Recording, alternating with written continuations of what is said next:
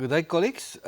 This short input will focus on the development and innovation imperative in regional context and the HR, or rather the higher education institution role and a pivotal role that you play in that. This input is important for your third assignment, the final assignment, which is outlined in the syllabus for this particular module. So, as I've said, we will focus here on the role of the higher education institution in terms of the innovation imperative in a regional context within which your particular higher education institution finds itself. It brings to the fore the notion of an ecosystem, the higher education's position in that ecosystem, and the pivotal role, as I've said, that it should play in that ecosystem. It again talks about the notion of your strategic success, your strategic success of your higher education, and how you do that in that ecosystem in terms of the environment in which you have to produce the value of your products and services, or your higher education products and services. The different levels of customer or client satisfaction that you have to achieve, the degree to which you succeed in retaining those customers, and those customers can be students, those customers can be donors, those customers can be other shareholders as well, the degree to which you achieve your market share and sustain it and grow your market share. And then there are a number of, obviously, suppliers of services to your higher education institution, key clients as well, key partners, and how do you succeed at sustaining that level of stakeholder satisfaction when it comes to your key partners and your suppliers. It's to do with your values, and I've just listed a few: the values of competitiveness, the values of customer care, the values of employee commitment and satisfaction, because remember, your staff, we are in a human activity systems, and it's very important that our academic and our professional and support service staff, that we gain their commitment and achieve and retain satisfaction levels in terms of their needs as well. It's about the quality and service issues, quality of our academic programs, the quality of the services surrounding that academic programs. Just as a side, there's very interesting research that indicate, for instance, when it comes to, the service issues. If you look at higher education institutions which make use of distributed learning, or for instance e-learning, and you look at the reasons why students fail in terms of e-learning, it's very seldom about the content of that program, but it's about the service issues surrounding that. I have a question, because I sit at a distance, I have a question which I want to put to the instructor. I can't get hold of the instructor in time. I have submitted an assignment, I don't get feedback on time. Or if I get feedback, it's just a mark. There are very little or insufficient feedback to show me where are the shortcomings of that assignment, and something that I should work on in terms of when I submit future assignments. So the quality issues are the quality issues surrounding service, very, very important. There's the notion of ethics, there's the notion of social responsibility in terms of values. There's the willingness to learn, to embrace change, to accept responsibility, and to innovate. And innovate, the ability to innovate and the willingness to innovate, as well as to be a learning organization.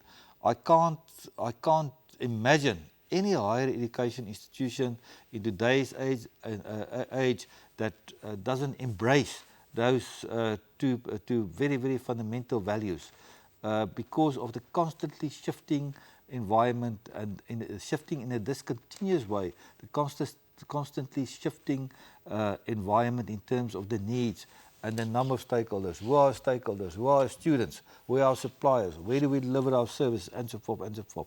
So constantly the need and the willingness to learn and to innovate must be a fundamental value of our higher education institutions as we go forward. There's the synergy, internal synergy, the value of internal synergy, sharing and teamwork. And then resources, it's about very important, it's about higher education institutions in general on a threat in terms of productivity, in terms of the activity levels of our resources. It's about cost control, it's about speed and efficiency of services, delivery reliability and quality hard measures, real hard measures in terms of throughput, for instance, in terms of student success, in terms of quality of staff, in terms of their outputs, in terms of research, the quality of teaching, the quality of learning, the quality of service rendering to students, for instance. Really hard missions. Bringing all of that together in terms of being able to innovate. And you can see there the core role of innovate to ensure your strategic success, finally, all of this, to bring it together in terms of revenue growth, financial success, because that's very important for the, it's extremely important for the continued sustainability of our higher education. It's about image and our reputation. So we have to reflect constantly from this ecosystem perspective on the academic product of our higher education institution. And it's about who we are, who should we be in terms of academic product, what is our current societal footprint in that ecosystem, what should it be, what is our worldview, the Weltanschauung means worldview, how do we see ourselves in that ecosystem and what should it be.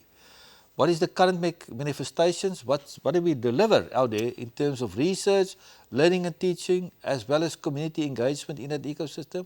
And again, the next question, a very fundamental question, what should it be?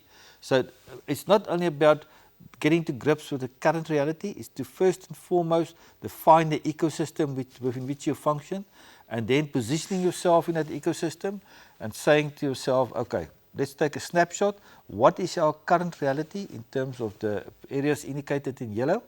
And then to sit back and to reflect and to say, but if I look at the other actors in this ecosystem, if I look at the needs in this ecosystem, what should we be in each of these respective areas? So at the end of the day, you must end up with a range. It's about focusing on your range of research, learning and teaching and community interactive programs.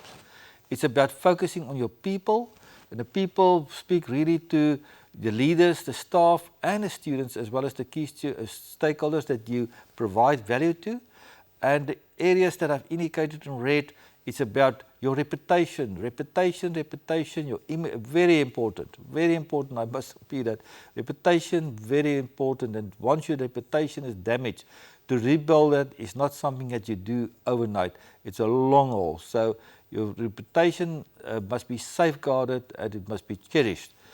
It's about reputation, including your reputation for good governance, your own financial investment, the sustainability of that, and then also partnership. All of that. You must have the partnerships, for instance, functional for the ecosystem within which you function. And then it's also about the location, your geographical location, your infrastructure, your facilities, and your technology in that context. So where do you find yourself, and what is the stance? What is your nature of in terms of what infrastructure you have, what facilities do you have in the context of that ecosystem to be able to provide value in that ecosystem?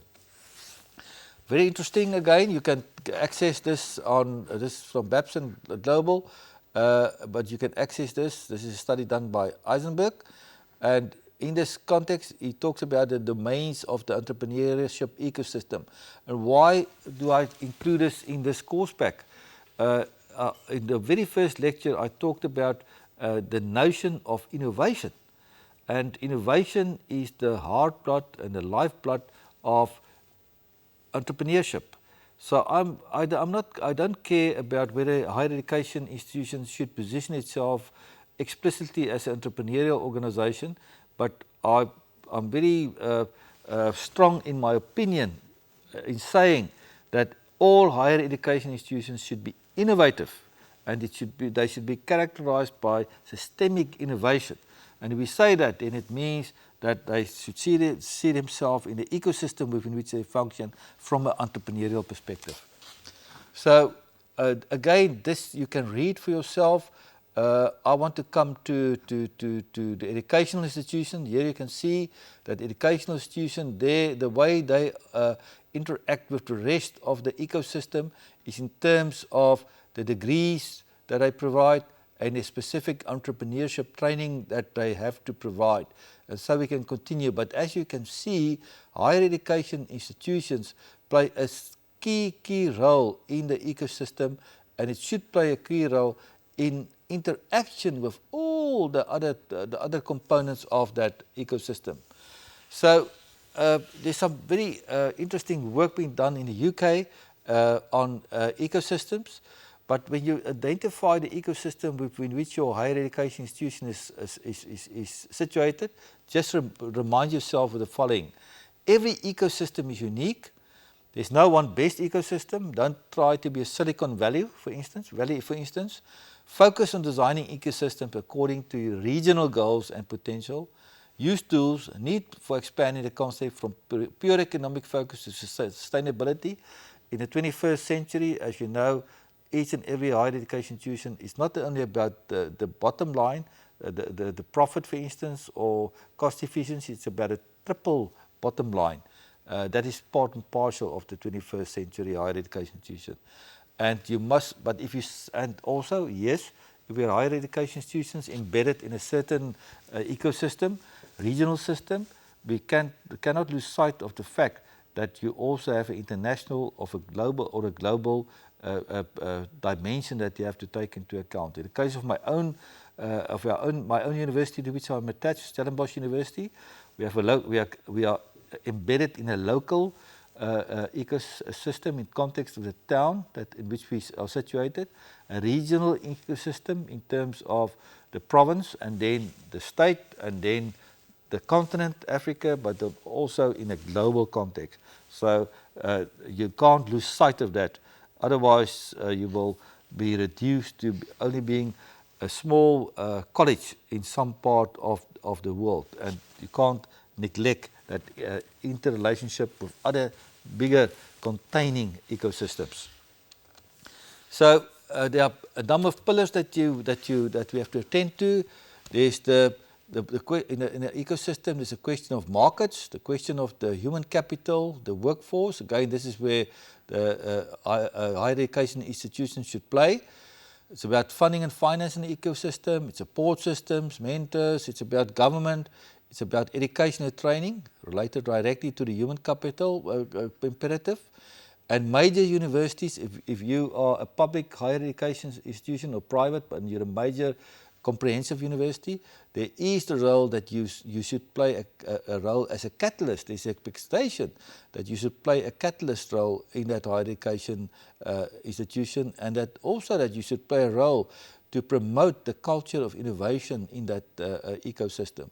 So you can see that higher education institution is important to all of these 8 pillars, but it figures prominently in terms of culture, prominently in terms of their role as a catalyst, prominently in terms of the role they should play in terms of education and training, and prominently in terms of the role that is to play in general in human capital development. Very other interesting toolkit, and again you can access this toolkit on the internet. There's again the human capital imperative. It's about graduation, the quality of education, and the graduation rates. In other words, the people that we prepare to become active in that particular ecosystem. It's about R&D, research and development. If you're a comprehensive higher education institution, and in terms of also it's about how do we play a role that the research and development done at our higher education institution, that manifests in patents, and patents manifests, for instance, in new businesses, and to strengthen the private sector as well in the role of the private sector in that higher education institution system. It's also about a role that we play in terms of policy. What is the policy input of the higher education institution system to influence the policy makers in that ecosystem, so that the policy conditions will be such that it will support high level of innovation in that ecosystem. So you can again see, according to this diagnostic toolkit, and you can apply it with I would say with great value to your own higher education institution, and as well as to determine the role of that higher education institution, the preferred role that it should play in that ecosystem. Okay, so it's about the role that we play, formal institutions, of which our higher education institution is one, in terms of the ecosystem elements to enhance innovation. Read, where it says entrepreneurial, read innovation activities, and then in terms of the value that's added in total for that particular ecosystem. So again, the higher education institution's role is stressed in that particular system. I've gone back. I'm not going to focus on this, other than to again, you can access this on the internet. Again, education and training, available workforce with pre-university education, available workforce with university education, those with entrepreneurship specific training. I would like to alter that to say available workforce with pre-university education, available workforce with university education, where innovation is one of the core competencies with which we equip as higher education our students, irrespective of the nature of the formal qualification. In other words, it's not about only having maybe a specialist area of study on entrepreneurship. It's about innovation. How do we embed innovation in everything that we do? How do we embed innovation as a core competency that should stem from completing each and every program, academic program offered by a higher education institution? We need innovation in medicine. We need innovation in theology. We need innovation in public service. We need innovation in the legal profession. We need innovation in the business profession. We need innovation in natural sciences. We need innovation in engineering. So the point is that it must be embedded in everything that we do. The graduates and the people that leave our higher education institution on an undergraduate, on a postgraduate level, irrespective of the level and irrespective of the specific qualification, they must leave that institution with a core competency, a personal competency in terms of the ability to innovate in the ecosystem. That is the important part of it.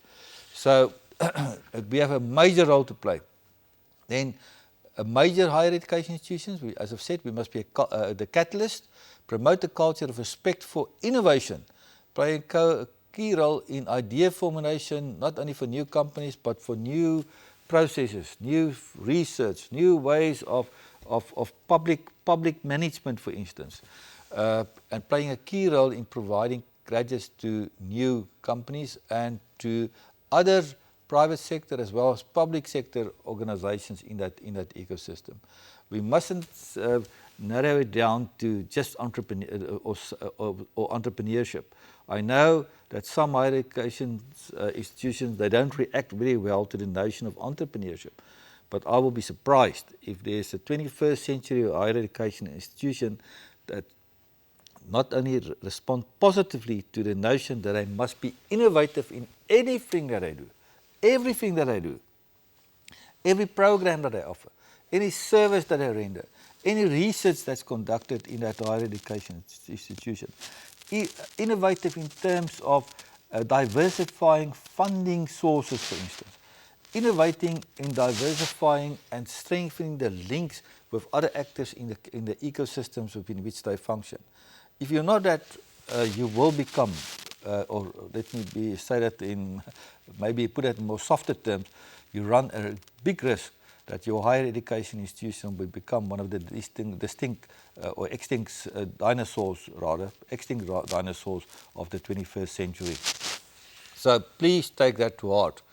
So in a healthy innovation ecosystem, you can see human capital is very, very, very important. The social capital, the financial capital, the infrastructure. But look at this, the person, the company, the organization, the society, everything that's required, all of that. And in all of this, as you can see, the university has a direct role to play, or at least a direct or indirect facilitating role to optimize the stance of that innovative ecosystem within which you function. I've already said that if you want to create this innovation ecosystem, don't try to be a Silicon Valley. Shape it around the local conditions, of the local geographical conditions. Engage this private and the public sector. Focus on higher potential where you can reap the best fruits.